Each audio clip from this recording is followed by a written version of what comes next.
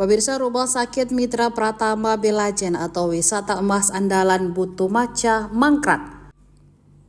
Ketua Dewan Perwakilan Rakyat Daerah atau DPRD Kabupaten Nrekang, Ikrar Eran Batu mengaku akan mengawasi percepatan kelanjutan proyek mangkrak tersebut.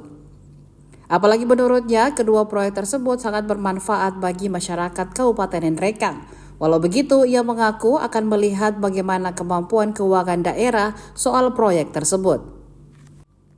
Diberitakan sebelumnya, Kepala Dinas Kesehatan atau Dinkes Nrekang Nurjana Manheda menjanjikan Rumah Sakit Mitra Pratama Belajen akan beroperasi di tahun 2025.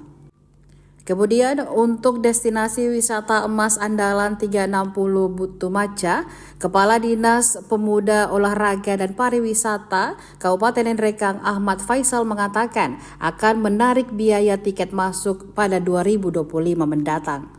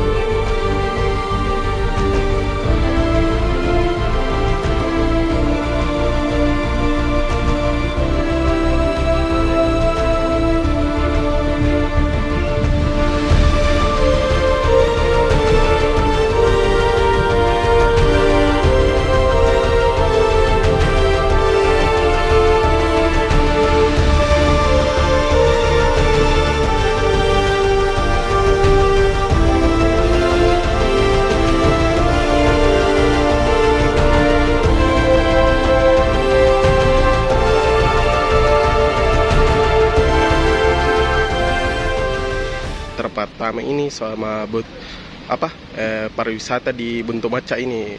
Kalau terkait dengan proyek-proyek yang belum terselesaikan, seperti tadi kita sebutkan di Butumaca dan sebagainya, tentu kami sebagai prinsip pengawasan insya Allah akan mengawasi baik itu untuk mempercepat karena itu adalah sumber PAD pemerintah.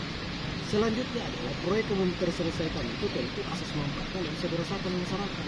Sehingga yakin dan percaya insya Allah DPR itu akan tetap mengawal itu sesuai dengan memang kemampuan keuangan.